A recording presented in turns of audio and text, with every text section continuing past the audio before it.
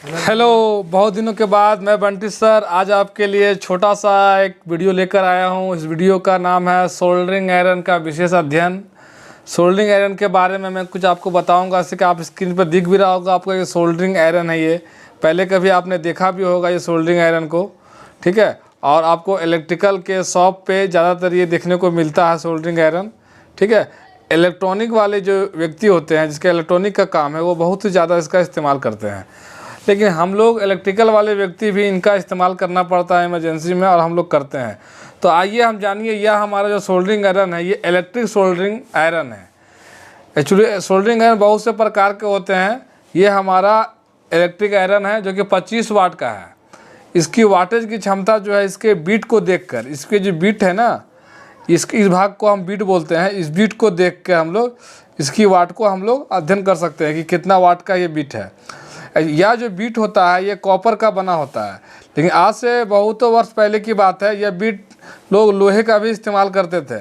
लेकिन लोहे का इस्तेमाल करते थे, उसकी जो विद्युतीय ताप की क्षमता जो होती है थोड़ा कम होती थी, इस वजह से सोल्डरिंग जल्दी ठंडा होता था और करने में हमें प्रॉब्लम आती थी कभी कभी। तो हम लोगों ने आगे चल के ये देखा कि सोल्डरिंग आयरन का बीट कॉपर का लगाने से हमें बेनिफिट होने लगा, और इसका जो बीट होता है ये कॉपर का होता है। इसका मेनली हीट होने का जो मकसद होता है ना, हीट, ये बीट हीट नहीं होती है, हीट होने का काम होता है ये नाइक्रोम से ये कोटेड रहता है अंदर का इसका भाग।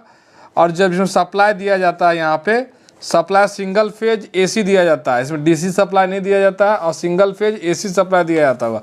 देख रहे होंगे इसमें 3 पिन है, तो ऐसा नहीं कि तीनों पिन का कार्य है। यह पिन उसके बॉडी को दर्शाता है, बॉडी से कनेक्ट है, ठीक है। मुख्य काम होता है ये 2 पिन का, एक फेज सप्लाई इसमें दिया जाता है, दूसरे में न्यूट्रल सप्लाई।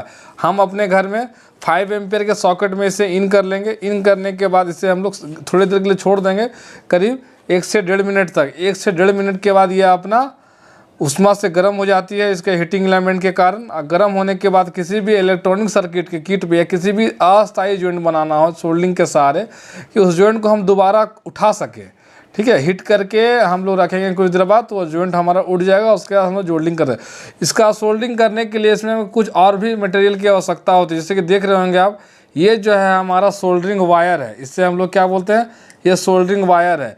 या जो इसके हम लोग कुछ लोग रांगा के भी नाम से जानते हैं, ठीक है। इसके साथ यह जो है एक पेस्ट है, इसको हम लोग फ्लक्स बोलते हैं।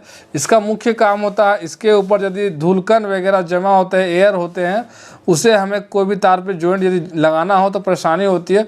तो उससे पहले इसको हम लोग वहाँ पे पेस्टिंग कर देते हैं, और हीट करके हम लोग उसको एयर को हटा लेते हैं। हटाने के बाद क्या होता है, उसका हम लोग तो सोल्डरिंग इसके सहारे से आसानी से कर पाते हैं। इसके मुख्य भाग के नाम, इसका वाटेज जरूर जानना होगा आपको, ठीक है। और इसका क्वेश्चन में आता है ज़्यादातर, इसका जो बीट होता है यह किस धातु का बना होता है। मुख्य क्वेश्चन यही होता है, इसका जो बीट होता है किस धातु का बना होता है। मेनली क्वेश्चन बच्चे यहीं पे बगा जाते हैं, देखने में लगता है लोहे के जैसा है तो लोहे मार देते हैं, लेकिन ऐसा कुछ नहीं। इसका जो बीट होता है सोल्डरिंग आयरन का कॉपर का होता है, ठीक है। इससे मुख्य क्वेश्चन है, इससे हमेशा याद रखेंगे, ठीक है। इसका जो बीट होता है यह कॉपर का होता है। हीट होने का एक का नाइक्रोम, निकेल या क्रोमियम के मिश्र धातु से बना हुआ एक वायर होता है, जो इसके अंदर में इंसुलेट होता है।